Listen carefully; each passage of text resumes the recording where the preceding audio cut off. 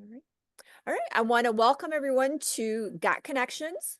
We have our very own Score Boston mentor, Rob Stutzman. He's does several topics for us, and we're very thankful to him for sharing his knowledge. So as we get started, though, I do want to make sure that you understand all the things that Score has to offer, and so that you can take advantage of all those things.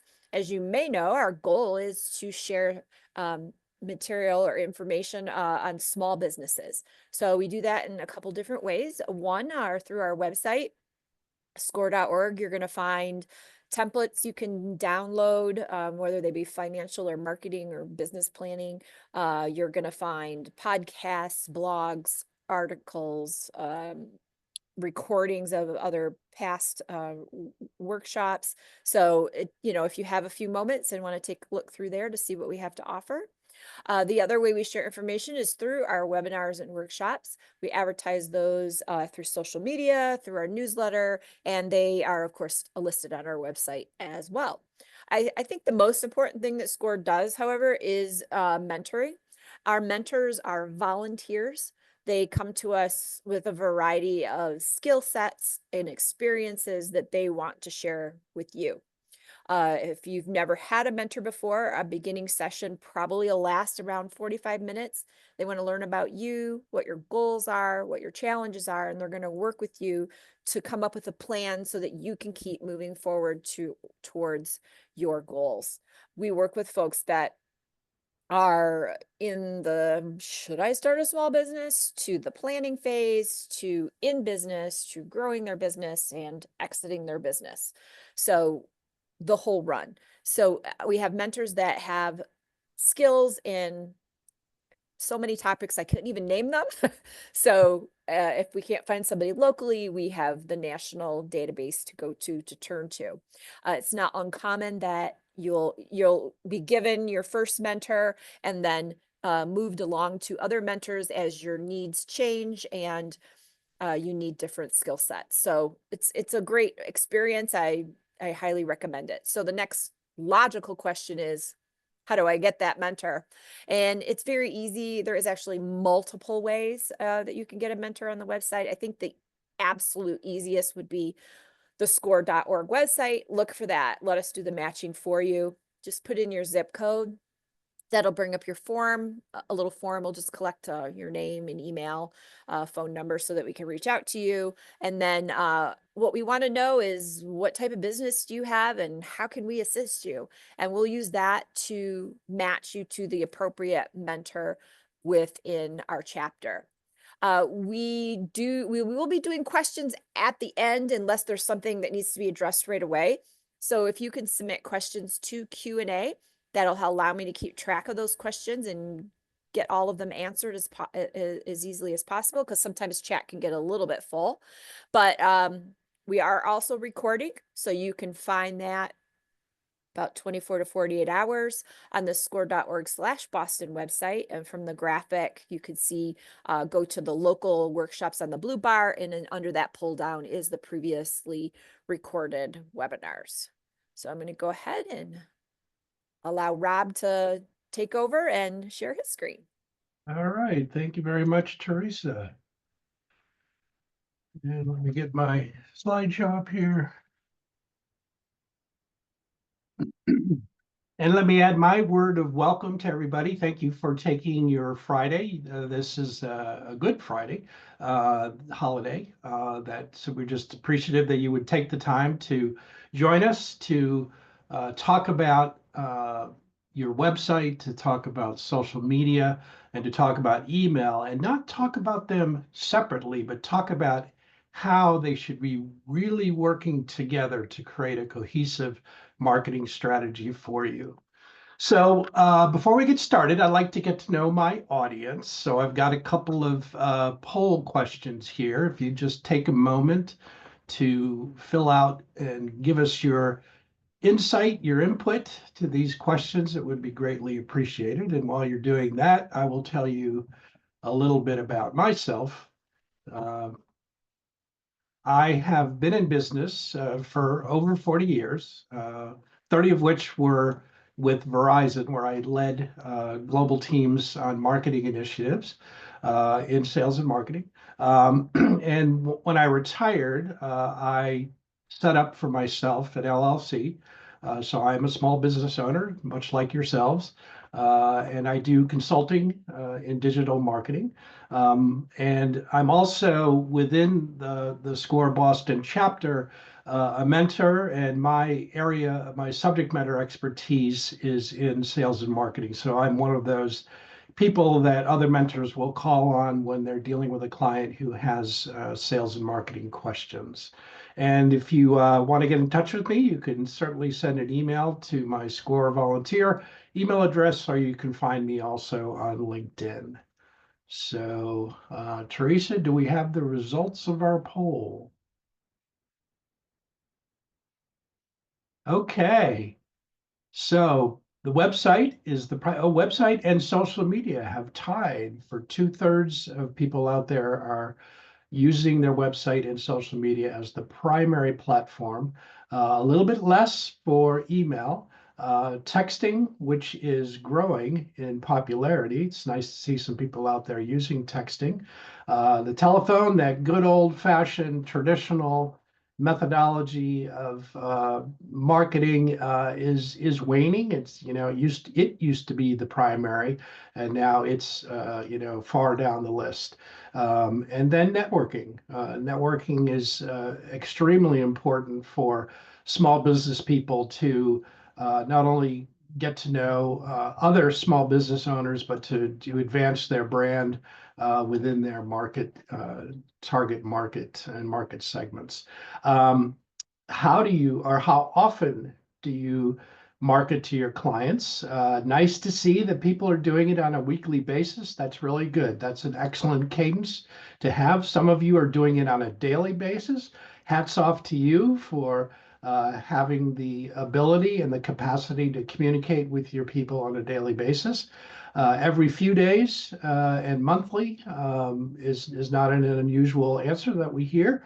And we often hear, when I can find the time. When you're a small business owner, you wear so many different hats. You're the chief executive officer, you're the chief financial officer, you're the chief operations officer, but you're also the chief marketing officer. And you have to be, as you're operating your business, you have to be thinking about, how do I expand my business and how do I create greater visibility of my business out there. So marketing is very important for the small business person as well. And let me advance my slide. So, what is online marketing? How do we define online marketing? Well, it's known as digital marketing. It's a broad term. It encompasses various strategies and techniques, and it's used to promote products, services, and brands on the internet. And it involves leveraging digital channels and technologies to connect with potential customers and generate interest in what you have to offer. The great lure of digital marketing and online marketing is the fact that you can reach a large amount of people for a relatively low cost. And if you think about how you used to have to potentially reach people, maybe you had to do a direct marketing campaign, such as a mailer that would go into people's mailboxes. That's very expensive. If you ran an ad in a local newspaper, that would cost a fair amount of money. So digital marketing, from a cost perspective, is very attractive for small business people. Um, so the top marketing challenges that small businesses have today, it's attracting new customers.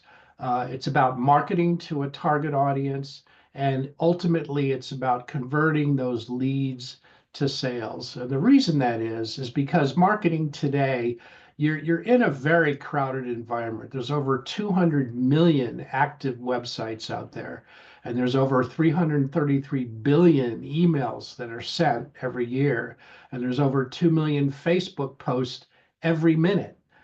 So you're dealing with a very large but very crowded environment, and trying to break through the noise that is out there to get your message across, and importantly, to get your message across to your target market, is a big challenge for small business.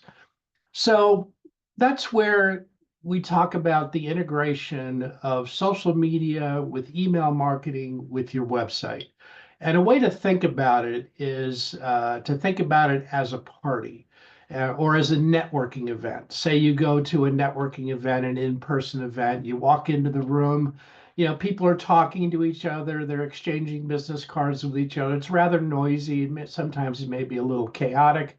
Well, that's what social media is. Social media is a lot of noise that's out there, a lot of people posting all sorts of information, and people trying to link up with other people and to engage with them. And within social media, engagement really is the core of success.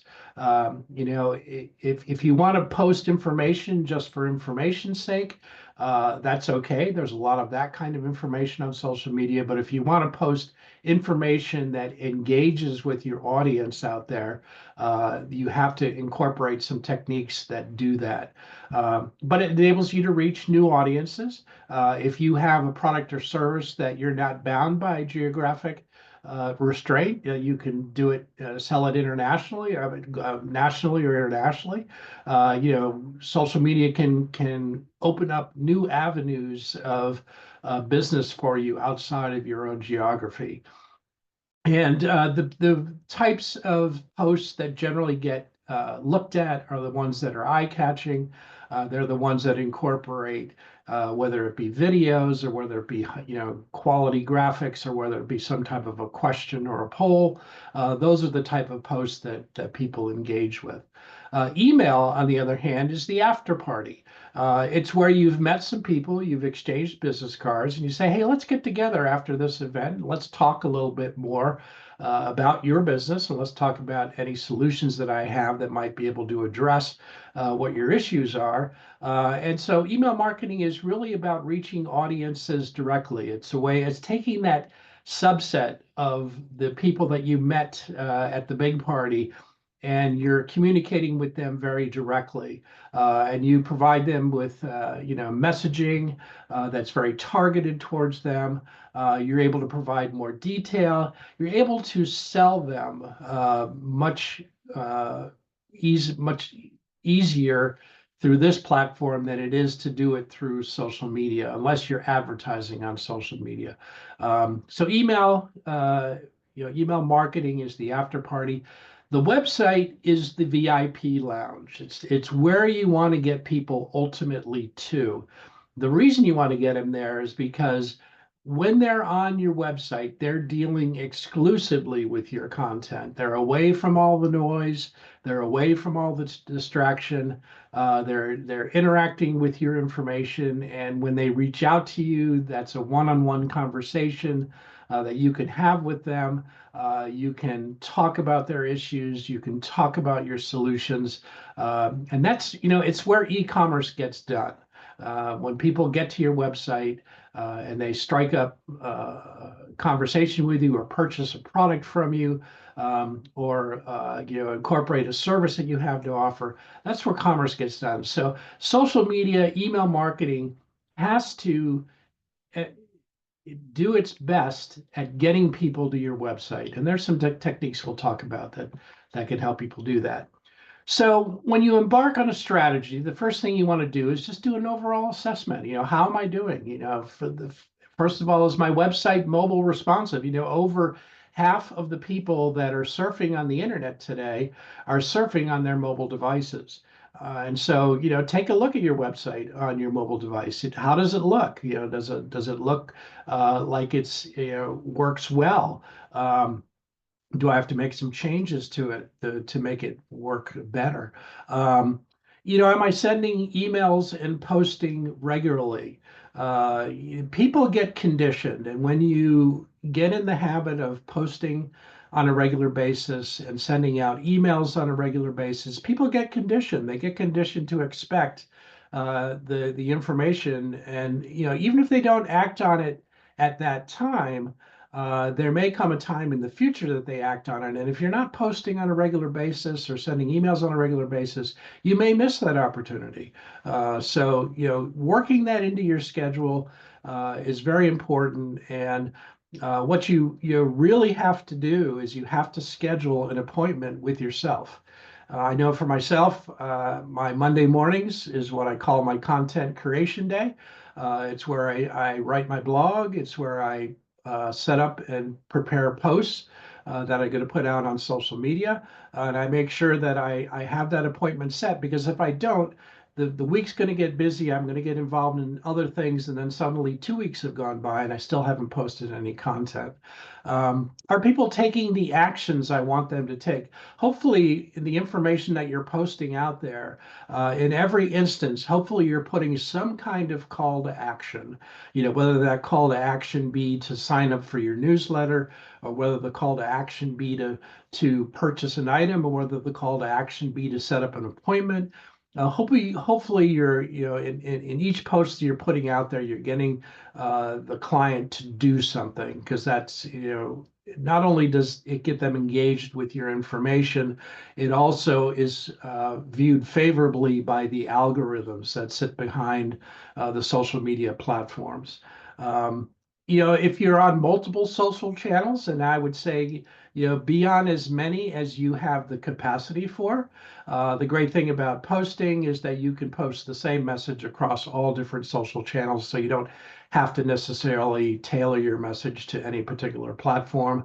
But then you can start, all of them have some kind of analytical element to them, where they'll see, which ones do people seem to be interacting with.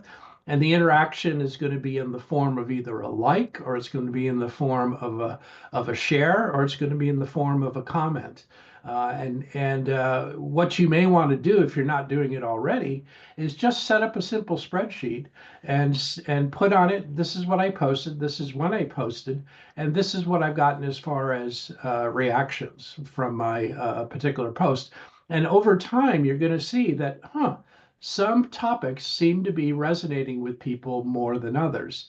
And so focusing on those will ensure that your engagement rises, and again, gets people to your website. Um, and, am I moving people to my own channels of website, email, and social media? Again, you want to get people interacting exclusively with that. That's the ultimate goal, is getting them to interact exclusively with your content.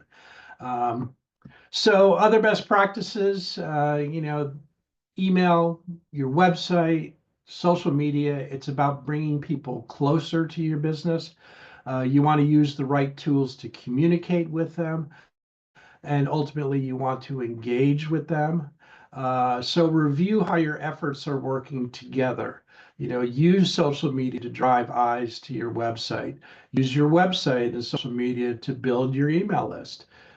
Use email to disseminate information and call to action. So you can begin to see how they start working with each other. If in the area of websites, if you don't have a website, get one. There's a lot of alternatives out there where you can set up free websites, or very low cost websites. But your website is your electronic brochure. And if you're talking to somebody new, probably one of the first questions out of their mouth is, "Gee, do you have a website?" And if you're saying, "No, I don't," that puts a question in their mind of how viable are you as a business if you don't have a website. Now, you may have a presence on social media, like a Facebook page. You might have a LinkedIn page. That's a good alternative. But you also want to make sure you have a website as well, because people are conditioned to expect people to have websites. Take a look at your website, and what kind of call to actions do I have on my website? Am I asking people to sign up for a newsletter? Is there a contact us section associated with it where they can get additional information? Do I offer free consultations? Do I offer the ability for them to set up an appointment for a free consultation? Um, do I list the social media platforms that I'm on? A lot of website platforms give the ability to link to where you are on Facebook, and where you are on LinkedIn, and where you are out on X or Instagram, and putting those on your website just gets them to your other places where you're posting information as well. And then consider adding a blog. The great thing about a blog is that when you think about the sales process today, it really has changed. It used to be in the ages of telemarketing and calling up people, you would sell, sell, sell, and hard sell. Today people want to be nurtured. They want to get to know you. They want to know who you are. They want to get to a point where they feel like they can trust you. When they feel like they can trust you, then they're ready to do business. Well, one of the ways you can build that trust with people is to create a blog. And blog is nothing more simpler than just a brief article on a particular topic that your company can address. And when you put it out on your website, when you set it up and put it out, it gives you an excuse then to put another post on social media. Hey, we just created a new blog. Here's the topic, and here's how you get to it, and put a link into your website. And it gets people, if they're interested in your topic, they're going to click on the link, and voila, they're on your website, reading the blog. And then while they're there, they say, well, I might as well check out other things that are on this particular website. So creating blogs is a great way to get people to your website. A lot of people like to use multimedia. They like to use podcasts. They like to use videos from YouTube or TikTok. All that is excellent, and all that just gives you additional excuses for people to view your information, interact with your information. So, including those on your website as well is just a good strategy. When you think about email and email marketing, there's really two major platforms that a lot of small businesses use. They use MailChimp, which offers a free service. They also use Constant Contact, which has a very low cost entry level service that they provide. I know some others have used HubSpot. Some website platforms have an email component within them where you can send emails through your website. The reason you want to use these platforms and the reason you don't want to use a blind copy on your email messaging is because when you have lots of addresses in a blind copy, when those hit the mail servers out there, the mail servers see a lot of addresses in the blind copy and they go, aha, this is probably a spammer. And so what they will do is they will redirect that email to, they will either not deliver the email or they'll redirect that email to a spam folder. So your intended person is not going to see it. Sending it through the platforms are compliant already with the mail servers that are out there. So the chances of stuff being routed to spam folders when using these types of platforms is reduced. Also, they provide great reporting. They can give you an indication of, okay, I sent out, well, for instance, we send out on a weekly basis through SCORE over 22,000 emails.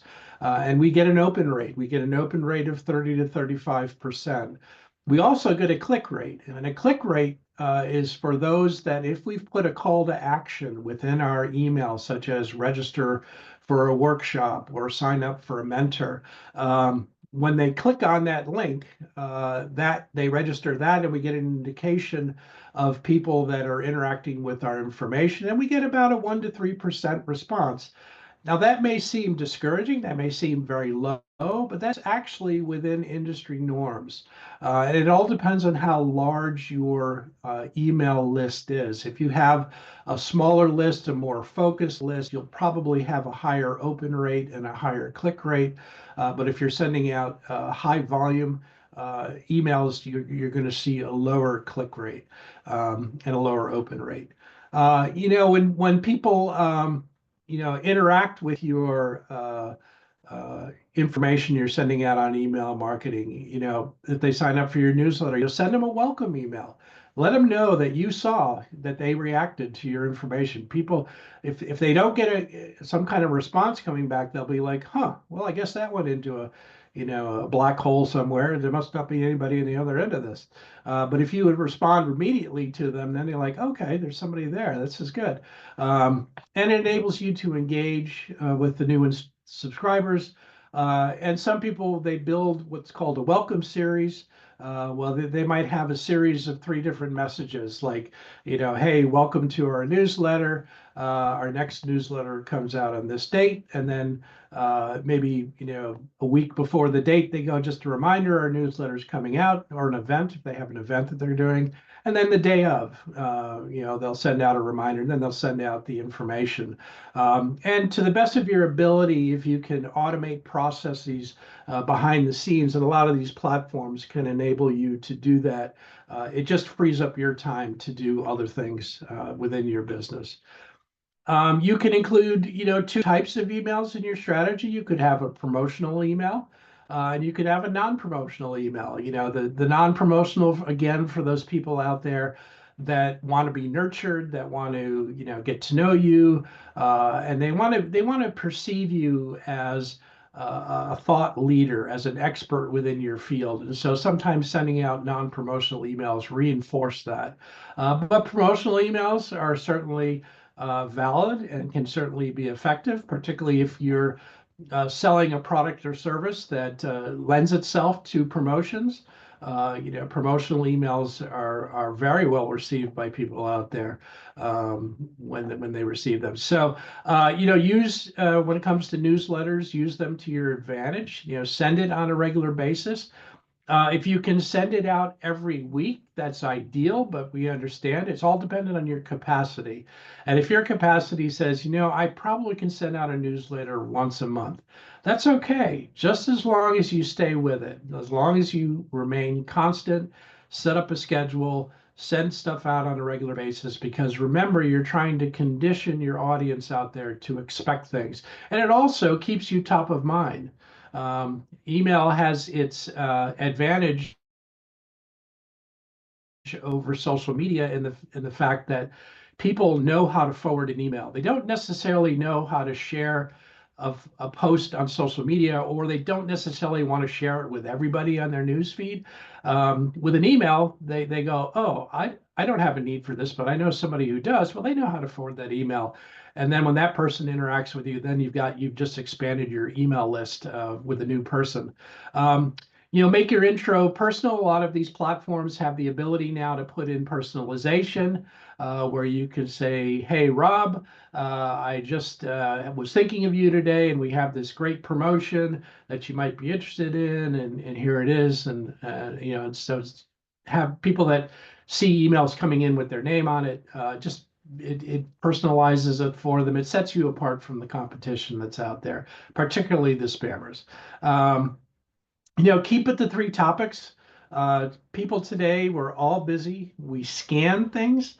We oftentimes have the attention span of a hummingbird. If you have a very lengthy, very detailed email that you're sending out to people, they may glance at it and they'll say, oh, I'll read this when I have time. Well, the problem is they'll put it somewhere and they'll never get back to it. So if you can keep your emails to three topics, very brief in what they have to offer, with a good call to action that gets them to your website.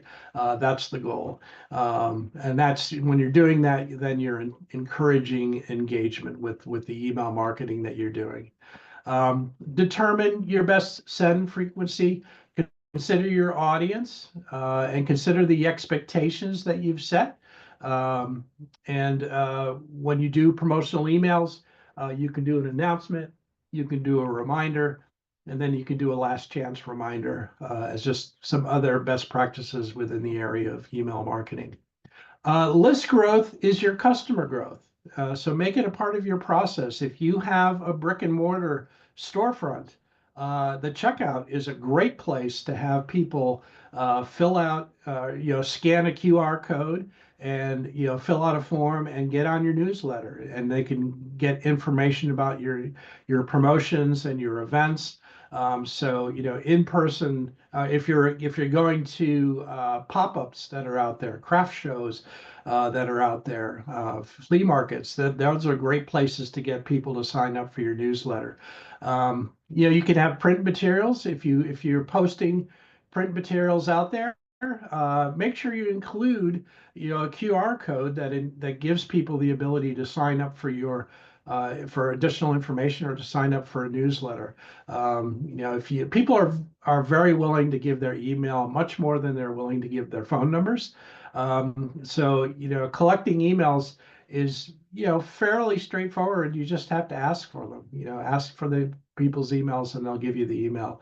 Um, Online, you can, through your website, you can get people to sign up for your list through social media. You put it into your email signature and any kind of landing pages that you have out there. A landing page is any page other than your home page that you have on your website.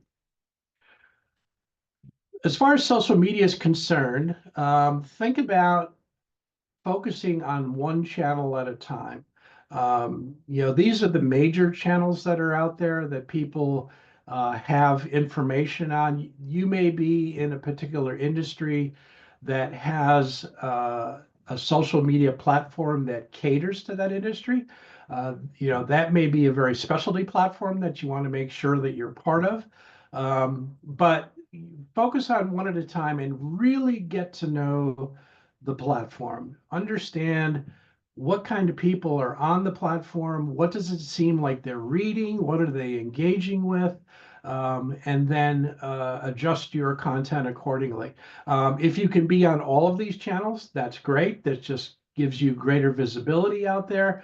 But make sure that it's hard to become experts in all the different platforms. So, figure out which one you seem to be getting the greatest return on your effort and focus on that and see if you can leverage it to get even more engagement out of it. Use social media to drive traffic to your website. This is an interesting statistic. It's from 2023, but X was the #1 platform for driving people to websites. And a lot of people today on the X platform use it for news. That's where they get their news. And if you're posting on there and if they're following you on there, that just gets your information in front of them as they're scanning through other information. Instagram is also very popular, and Facebook is very popular as well. Um, if you can, consider all the platforms to leverage them to your advantage. But focus on those that you feel you're getting the greatest return on your effort. Spend time on driving awareness, provide customer service, get people to engage, move people to your own channels, understand the algorithms. Now, the great thing about ChatGPT and other language learning models like Microsoft, um, just went out of my head, and Google Gemini, is that you can put into there, I would like to understand how to be effective and get people to engage with my posts on Facebook or on LinkedIn or on X or on Instagram. And it will come back and it will tell you how it'll give you best practices on how you can design your content that will work within the confines of the algorithm and ensure that it boosts your article ahead of somebody else's. The unfortunate thing about algorithms is that you're at the whim of how they've structured them. So you never know when you post something if other people on the other side are reading it unless they either like it or they comment on it or they share on it. So algorithms, the people that manage the platforms, they want happy readers out there, so they're continually tinkering with their algorithms to make sure that they're providing just the information that people want to see. So it's something you have to stay up on, stay current on, but ChatGPT can be your best friend in helping you do that. You can amplify your efforts with ads. All of the platforms provide the ability for you to run ads, and that can drive traffic to your website as a result. And then you want to entice engagement. You can do that through polls, through videos, and through questions. People love to fill out polls, and make sure when you do it that you're giving the answer immediately to people. So, it means that you probably won't. I wouldn't recommend that you put the poll on your website because then they won't be able to necessarily see the answer right away. But if you can, do it. Just whatever you do, make sure you provide that result to them so there's satisfaction when they fill out that poll. Videos are a great way for people to get to know you. And a lot of times, people will put a video right on their homepage, particularly if you're a small business. And you can, give yourself as an introduction of what your business is and what you have to offer. It puts a face to the company that people are in. They like that. They like to get to know people. You can ask questions on different posts, just to, if you're in a particular area of interest to people, putting a question out there within that area of interest, just to get interaction from people. When they interact with it, that helps you in the algorithms and to make sure that your future posts are put out there. The algorithms are putting your posts out on the news feeds as a result. So as we kind of wrap up here and we think about the web, your website, we think about email marketing, we think about social media. It's kind of a cycle that you're going through. The first thing you're doing is you're providing an experience to people. You're trying to entice them to stay in touch. You want them to engage. You're driving social visibility, and you're increasing your exposure, and you're connecting with new prospects. So, as you think about these platforms, they're really three platforms of communication, of you being able to communicate what you do, and how you do it, and why people should do it with you. Those are the basic questions that people want answered. What do you do? Who you are? What do you do? And why should I get it from you and not somebody else?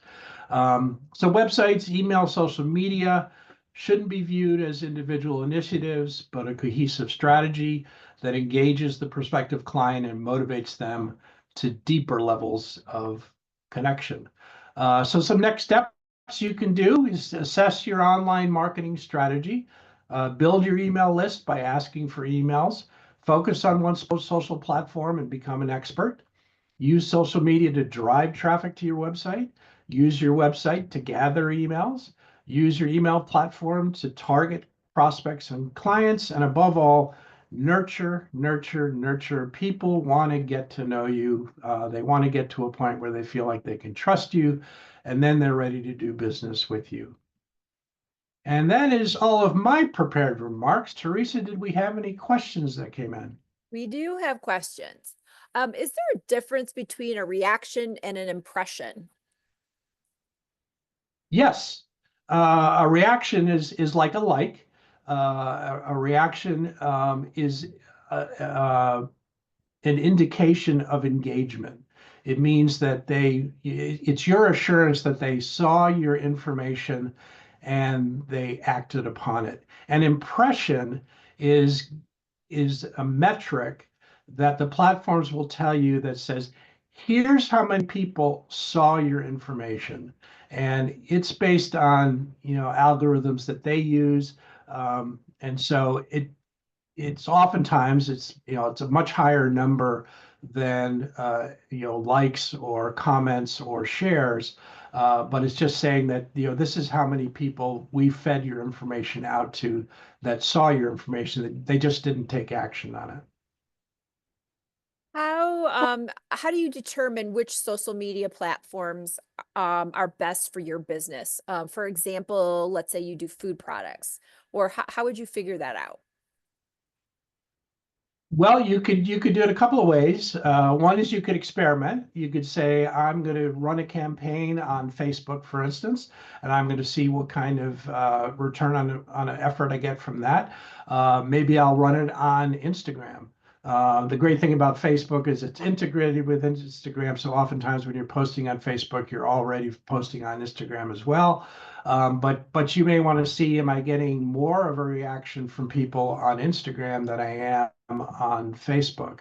Um, if if you're in a particular service, if you're doing a professional service of some kind, you will want to look at LinkedIn as one of your primary communication as far as social media is concerned, because that's where the professionals hang out. That's where they create their sense of community. Facebook creates its own sense of community, but it's a lot more, people talking about their personal lives. It doesn't mean that you can't do business-oriented things in Facebook, particularly if it's consumer related. Then you can look at that as a platform. But experiment, see where you're getting your greatest return on your effort. How do you differentiate the content in a newsletter from the content on a blog? A newsletter is very similar to a blog, and sometimes people will choose to do a newsletter over a blog, which is totally fine. There are different kinds of newsletters. There are newsletters that people send out there are of an informational nature. Maybe if you're part of a nonprofit, you want to talk about something that your organization has done recently that made an impact. But blogs are general interest articles that are put out there, and newsletters can also be short, brief articles. Maybe two, three, four, five articles, maybe announcing a promotion, maybe announcing an event. So it includes some things where a blog is focused on a particular topic. This person has a nonprofit. They currently list events on LinkedIn, Facebook, Eventbrite, and Meetup. Should they instead focus on Eventbrite and post those elsewhere? Well, if you're able to post on all of those, I'd say that's great and keep it up because it's just greater exposure for you. You can also post on other platforms that link to Eventbrite, and that's totally okay as well. You could try to capture that invitation through the social media platform, or you can just link them over to Eventbrite. That streamlines things for you on your end, and it gathers everything up to a central location where you can see who's registering for your event that's coming up. Do you have any suggestions on how to get how to get email addresses? I'm Yeah, gonna go ahead. no, that go ahead. Okay. Yeah, it's funny, but it's the question really is, how do I ask people? Are there creative ways to ask people for their email address? If you're at a particular event, if you're at a flea market, or if you have a storefront or something, having a sheet there with a QR code on it saying, "Hey, sign up for our newsletter," makes it easy for them to scan the QR code, put their information in, and then you've got their email address. You can just in your conversation with people. You could say, particularly if you're doing prospecting out there, where you're talking to people, doing a cold call of them, you could offer up to say, "Would you mind if I sent you our latest newsletter?" And they say, "That'd be great." Well, then all you need is their email address, and you can send their newsletter, and now you've got their email address. So it's really thinking about creative ways as to how I can collect email addresses from people. There are companies out there that will sell you email addresses, and usually they're of a very specialized nature, and usually they're very, if you want to reach professional people, like you want to reach doctors or chiropractors or something along that line. But there are people out there that will sell you email lists if you want to go that route as well. I'm making a website for a bookkeeping business. And I have LinkedIn, but what should I post to get clients for a bookkeeping business? Well, the hot topic these days is tax, and all of the IRS rules that are constantly changing.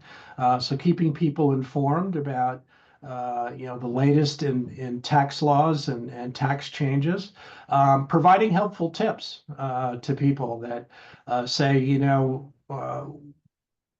keep your, one of the things you can offer up to people is to digitize everything.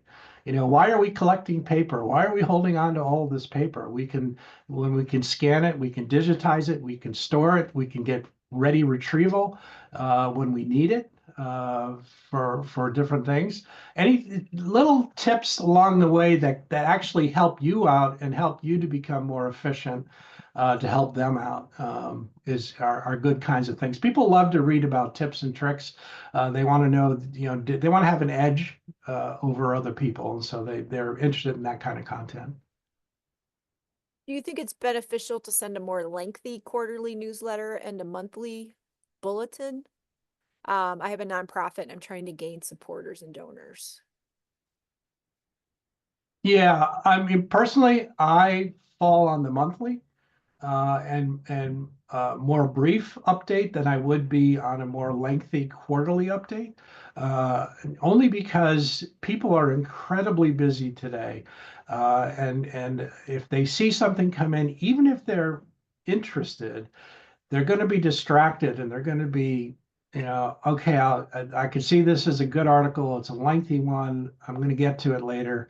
They put it off to the side and then they just don't get back to it. Whereas if you have it in a more brief form, you could, if you wanted to, as well, is to have that more lengthy information on your website. And then you could say, if you want to, read at a more deeper level what we're talking about here, click on this link and you can read.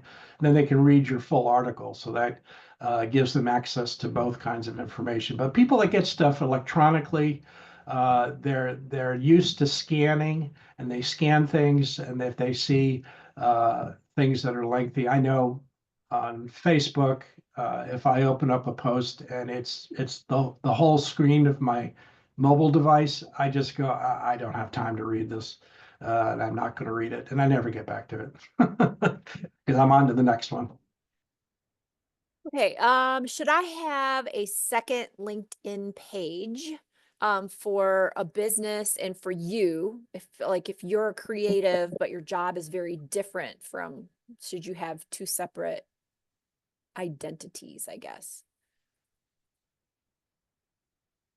Um, if I'm understanding the question correctly, so you're perhaps reading one particular or reaching one particular kind of audience through this thing that you do, and you're reaching another type of audience for that thing you do.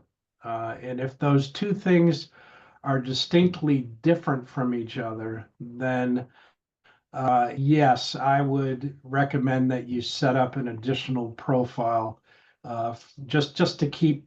Otherwise, it will become too confusing for the reader. They may not necessarily be able to sort out that you're talking about this side of your business versus that side of your business. And you want to make sure that you're resonating with your audience out there. That's, by the way, different than having a personal page on LinkedIn and having a business page on LinkedIn. You can have, a personal page on LinkedIn and a business page on LinkedIn. The business page talks about your company.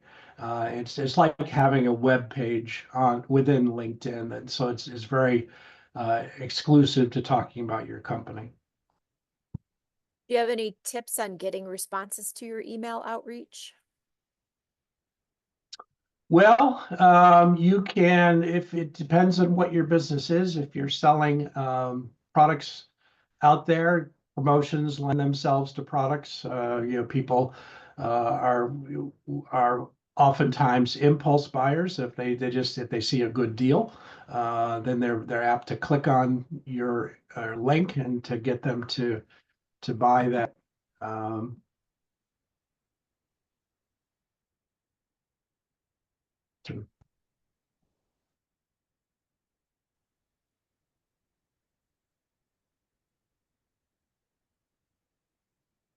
Are you still there?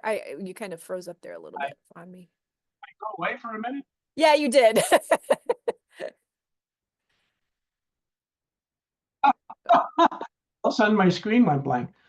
Oh yeah, you kind of disappeared for a second. Uh, well, I think you're answered that last question. I'm assuming. Um, Oh, yeah. Okay.